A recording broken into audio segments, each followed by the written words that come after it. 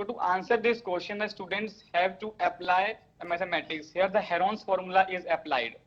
In level 1 and level 2, the questions are based on trigonometry, trigonometric identities, trigonometric formulas, and also the game board is also a set of questions. This is constructed of many shapes, triangles, quadrilaterals, hexagons, sectors, and segments.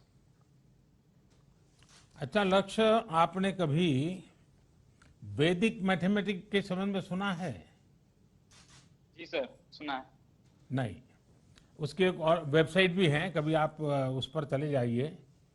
Mathematics में जिनकी रुचि है, हमारे यहाँ सदियों पहले mathematics में सहज सरल रूप से कैसे डेवलप किया गया है और कितनी स्पीड से किया गया है, अगर उसको आप देखोगे, और ऑलरेडी ये 24/7 अवेलेबल होता है, उसके क्लासेस चलते हैं ऑनलाइन, और दुनिया के कई देशों में वैदिक मैथमेटिक्स पढ़ाया जाता है।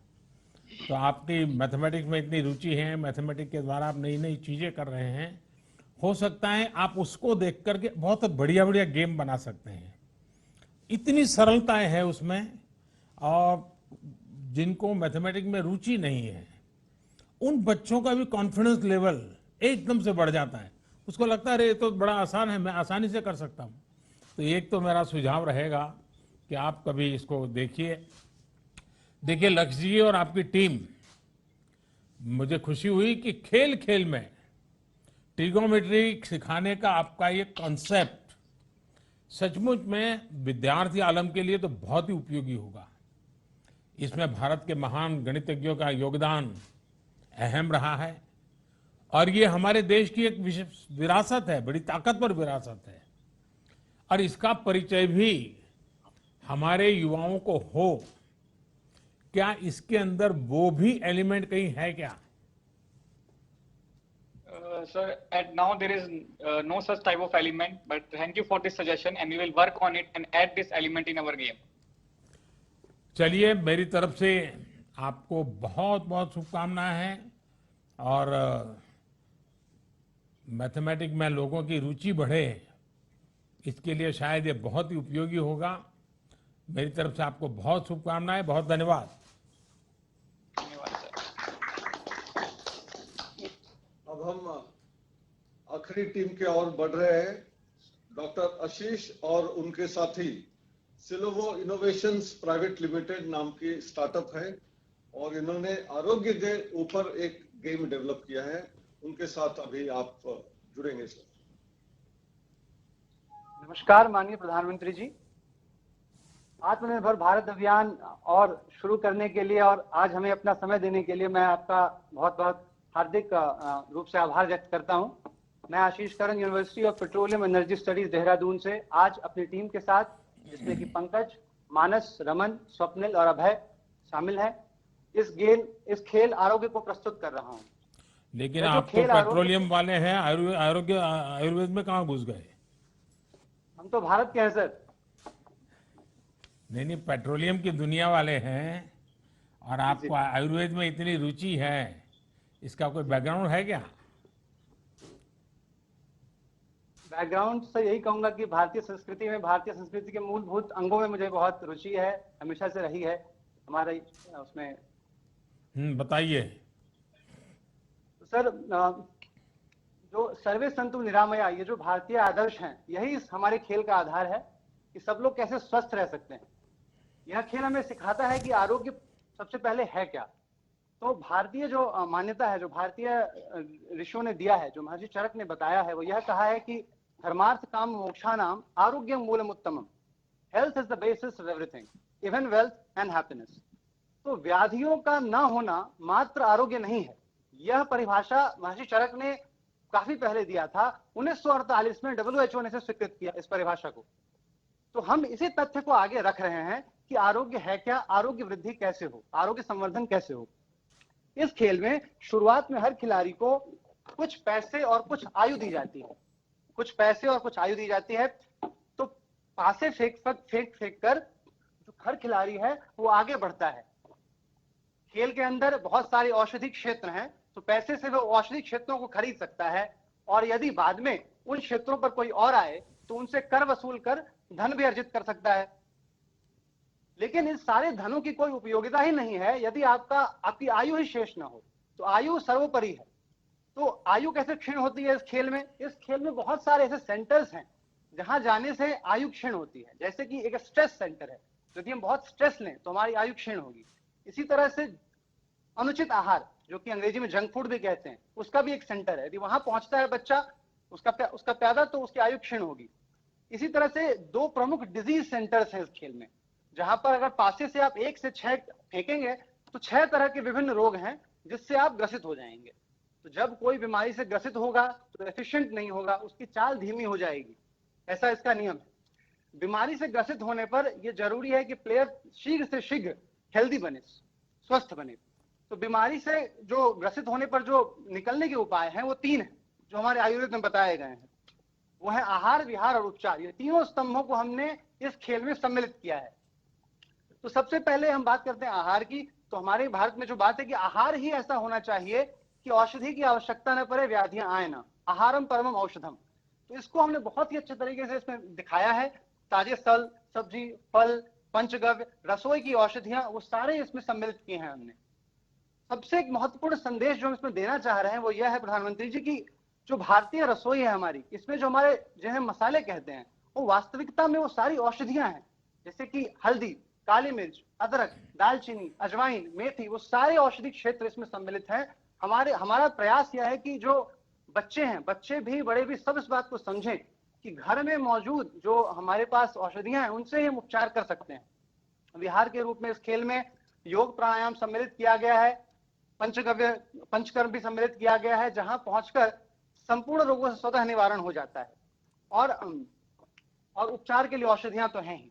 और अंत में मैं यह कहूंगा कि यह आयुर्वेद का ज्ञान, ये जो आयुर्वेद का विरासत जिन्होंने हमें दिया है, जो भारत के महान ऋषि रहे हैं, महर्षि सुश्रुत, महर्षि चरक, महर्षि वाग्भट, भारद्वाज, अत्रेय, उन सबको इस खेल में सम्मिलित किया गया है। वे सब के सब इस खेल में उपस्थित हैं हमें आयु, आरोग्य का आशीर्वाद देने के लिए। तो जब भी कोई खिलाड़ी वहां पहुंचता है तो उसे आयु मिलती है।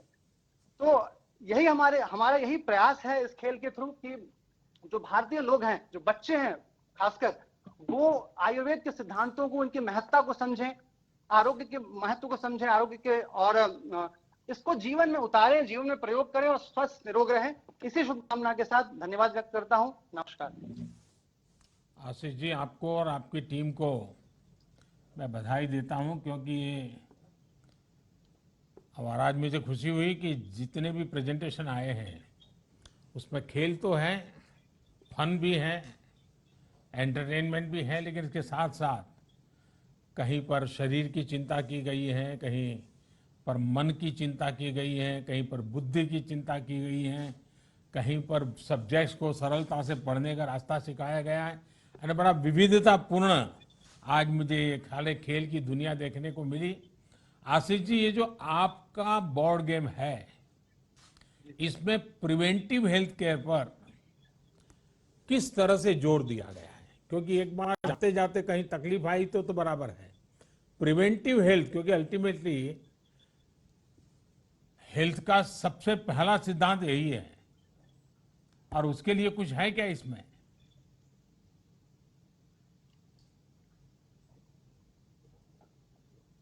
प्रिवेंटिव हेल्थ केयर, कुछ इसमें ऐसे एलिमेंट्स तो हैं जिन्हें, जो प्रिवेंटिव हेल्थ केयर से रिलेटेड हैं, इस खेल में हमने डाले हैं।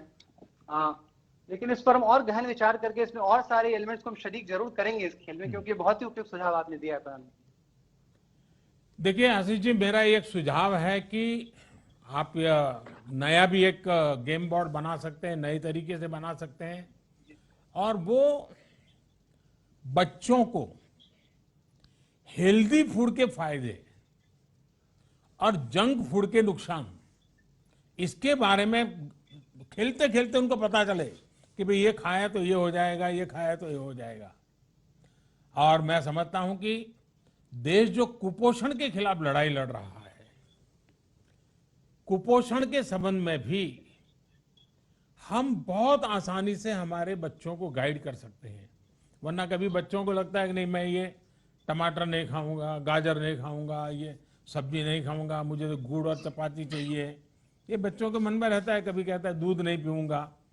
अगर गेम के माध्यम से, बहुत बड़ा आयुर्वेद शास्त्र की मैं बात नहीं कर रहा हूं, सिर्फ कुपोषण के संबंध में, चाहे उसमें हैबिट की बात हो, हाथ धोना चाहिए खाने से पहले, पानी कितना पीना चाहिए, कब पीना चाहिए, पानी कितना शुद्ध होना चाहिए, ऐसी छोटी छोटी चीजें खेल के माध्यम से और एक गेम बोर्ड के माध्यम से कुपोषण के खिलाफ जंग ऐसा भी आप बना सकते हैं और बड़े आराम से बना सकते हैं, तो शायद ये बहुत पॉपुलर हो जाएगा। मेरी आपको, आपकी टीम को बहुत बहुत शुभकामनाएं। धन्यवाद जी। प्रधानमंत्री जी, एक भारत श्रेष्ठ भारत के लिए जो जो लगता है इसमें है, और आज एक बहुत महत्वपूर्ण बैठक उसी के सिलसिले में होते हुए आपने अपना समय हमारे साथ दिया, और हमारे स्टार्टअप हो, छात्र छात्राओं हो, मेंटर्स हो, जूरी हो, इन सब लोगों का उत्साह बढ़ाने के लिए और एक बार बहुत बहुत धन्यवाद। और हमारे साथ 2 मंत्री भी जुड़े हुए हैं, उनको भी धन्यवाद, क्योंकि इसमें से बहुत सारी आइडियाज इंप्लीमेंट करने के लिए उनको हम चाहते हैं कि हम उनकी मदद लेंगे और उसको स्टार्टअप बनाने के लिए, आत्मनिर्भर बनाने के लिए प्रयास करेंगे।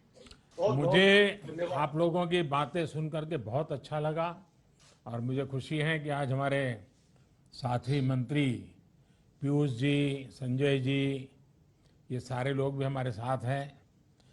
साथियों, टॉयकेथॉन में जो देश भर से प्रतिभागी हैं,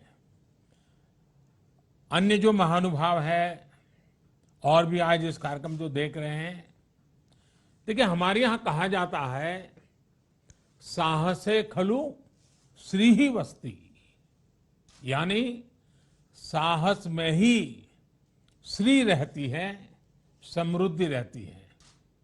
इस चुनौतीपूर्ण समय में देश के पहले टॉयकेथॉन का आयोजन इसी भावना को मजबूत करता है।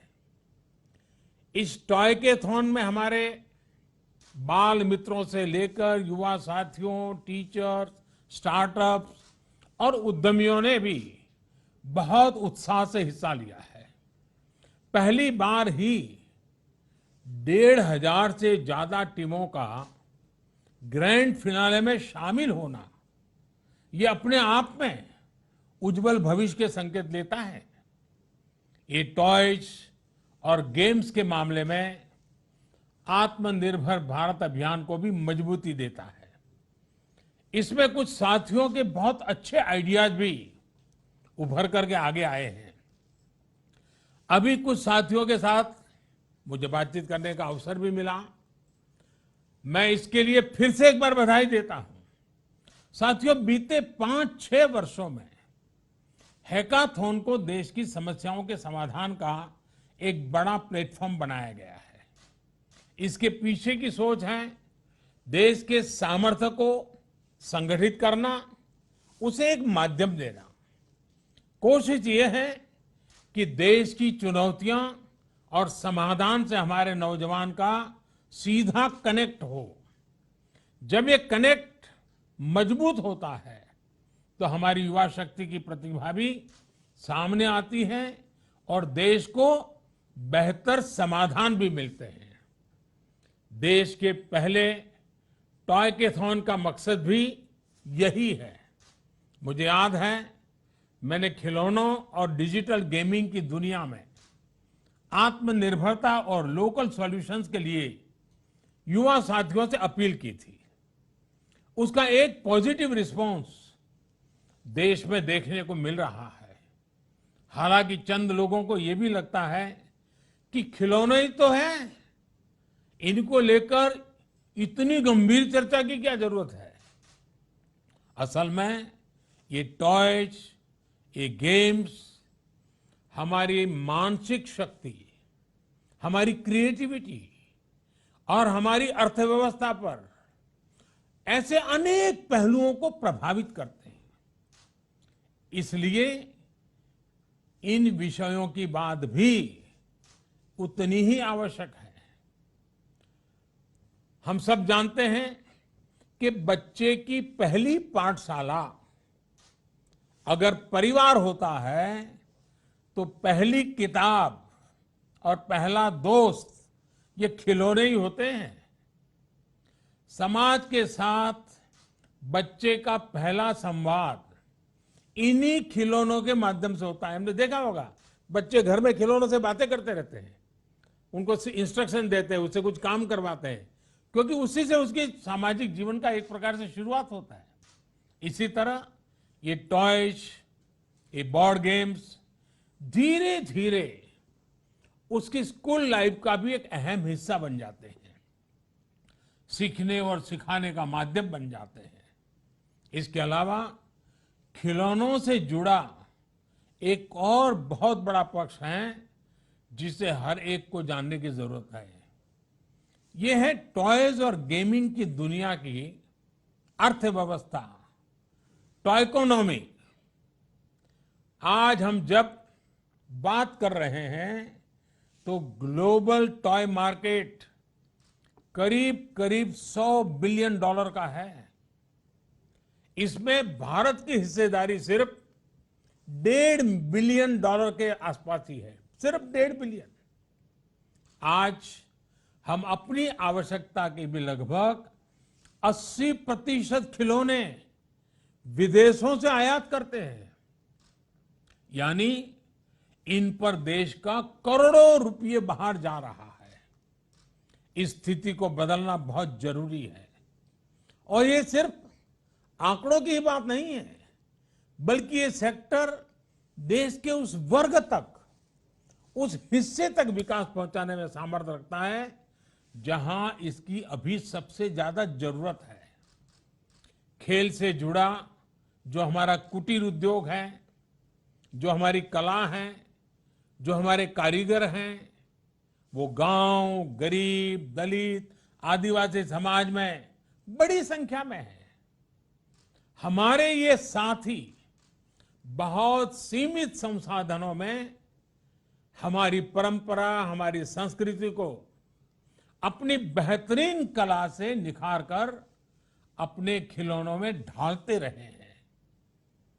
इसमें भी विशेष रूप से हमारी बहनें, हमारी बेटियां बहुत बड़ी भूमिका निभा रही हैं।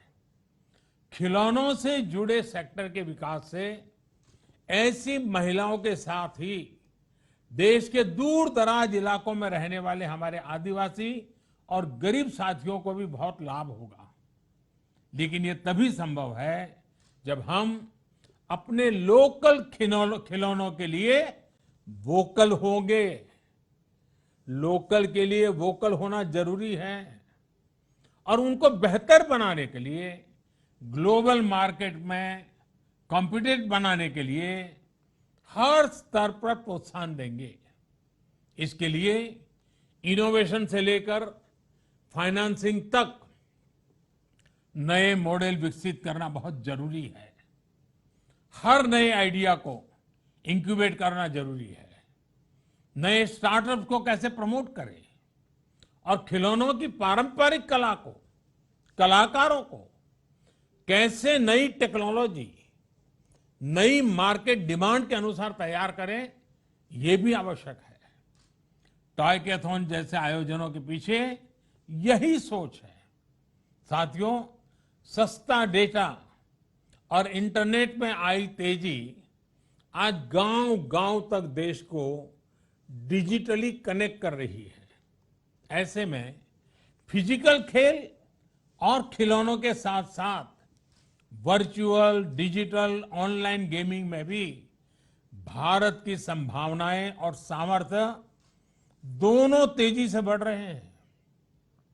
लेकिन जितने भी ऑनलाइन या डिजिटल गेम्स आज मार्केट में उपलब्ध हैं, उनमें से अधिकतर का कंसेप्ट भारतीय नहीं है, हमारी सोच से मेल नहीं खाता है। आप भी जानते हैं कि इसमें अनेक गेम्स के कंसेप्ट या तो वायलेंस को प्रमोट करते हैं या फिर मेंटल स्ट्रेस का कारण बनाते हैं।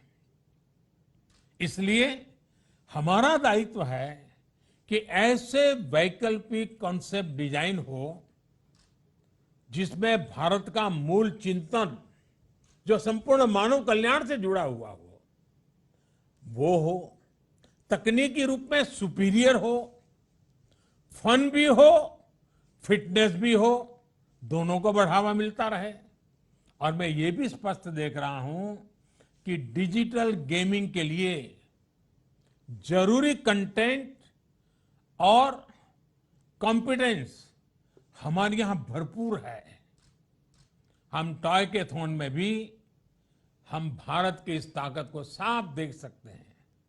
इसमें भी जो आइडिया सिलेक्ट हुए हैं उनमें मैथ्स और केमिस्ट्री को आसान बनाने वाले कॉन्सेप्ट हैं और साथ ही वैल्यू बेस्ड सोसाइटी को मजबूत करने वाले आइडियाज भी हैं।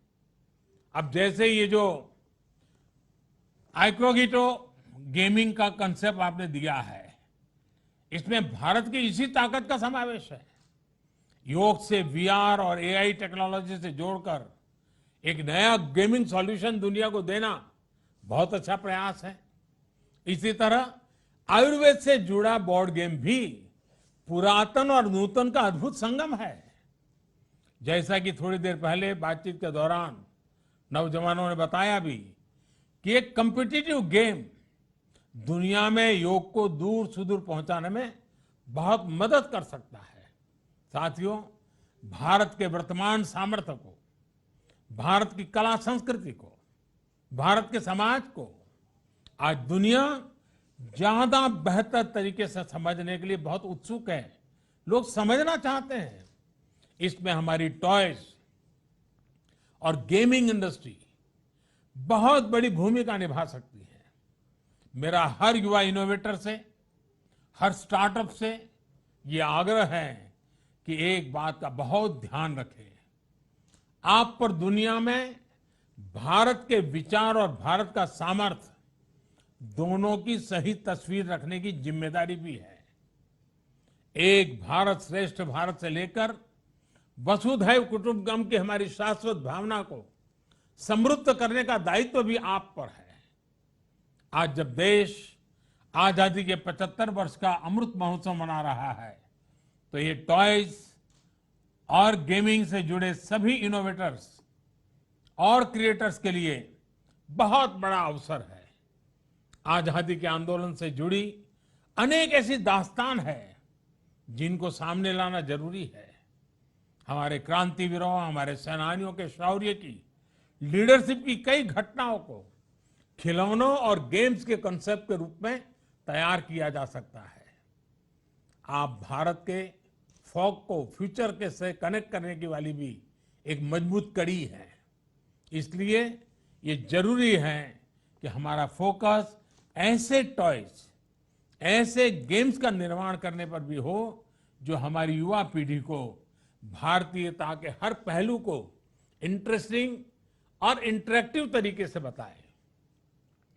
हमारे टॉयज और गेम्स इंगेज भी करें, एंटरटेन भी करें और एजुकेट भी करें। ये हमें सुनिश्चित करना है। आप जैसे युवा इनोवेटर्स और क्रिएटर्स से देश को बहुत उम्मीद है। मुझे पूरा विश्वास है कि आप अपने लक्ष्यों में जरूर सफल होंगे, अपने सपनों को जरूर साकार करेंगे। एक बार फिर इस टॉय के थॉन के सफल आयोजन के लिए मैं बहुत बहुत बधाई देता हूं, बहुत बहुत शुभकामनाएं देता हूं। धन्यवाद।